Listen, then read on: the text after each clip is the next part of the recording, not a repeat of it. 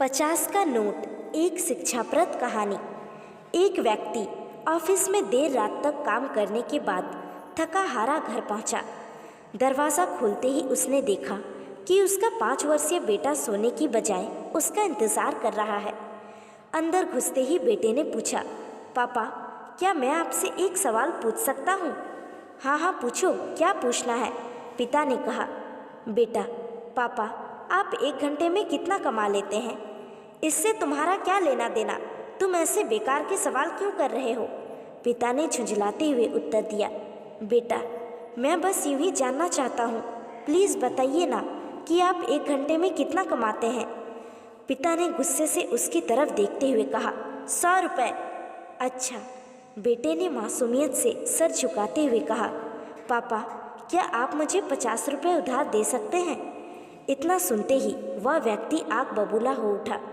तो तुम इसलिए ये फालतू के सवाल कर रहे थे ताकि मुझसे पैसे लेकर तुम कोई बेकार का खिलौना या ऊटपटांग चीज़ खरीद सको? चुपचाप अपने कमरे में जाओ और सो जाओ। सोचो तुम कितने सेल्फिश हो।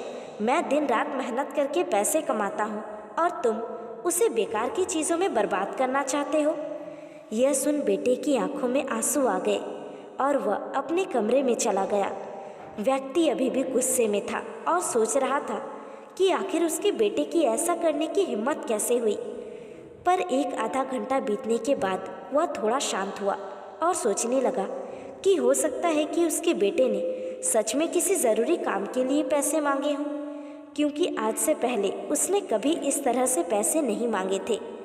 फिर वह उठकर बेटे के कमरे में गया और बोला, क्या तुम सो रहे हो? नहीं, जवाब आया। मैं सोच रहा था कि शायद मैंने बेकार में ही तुम्हें डांट दिया। दरअसल दिन भर के काम से मैं बहुत थक गया था। व्यक्ति ने कहा, आई एम सॉरी, ये लो अपने 50 रुपये। ऐसा कहते हुए उसने अपने बेटे के हाथ में 50 की नोट रख दी। थैंक यू पापा, बेटा खुशी से पैसे लेते हुए कहा। और फिर वह तेजी से उठकर अपने अलमारी की तरफ भागा। वहाँ से उसने ढेर सारे सिक्के निकाले और धीरे धीरे उन्हें गिनने लगा। यह देख व्यक्ति फिर से क्रोधित होने लगा। जब तुम्हारे पास पहले से ही पैसे थे तो तुमने मुझसे और पैसे क्यों मांगे? क्योंकि मेरे पास पैसे कम थे पर अब पूरे हैं, बेटे ने कहा। पापा, अब मेरे पास 100 रुपये हैं। क्या मैं आपका 1 घंटा खरीद सकता हूँ? प्लीज़ आप ये पैसे ले लीजिए और कल घर जल्दी आ जाइए। मैं आपके साथ बैठकर खाना खाना चाहता हूँ। तो दोस्तों, इस तेज़ रफ्तार जीवन में हम कई बार खुद को इतना बिजी कर लेते हैं कि उन लोगों के लिए ही समय नहीं निकाल पाते जो हमारे जीवन में सबसे ज़्यादा इम्पोर्टेंस रखते हैं।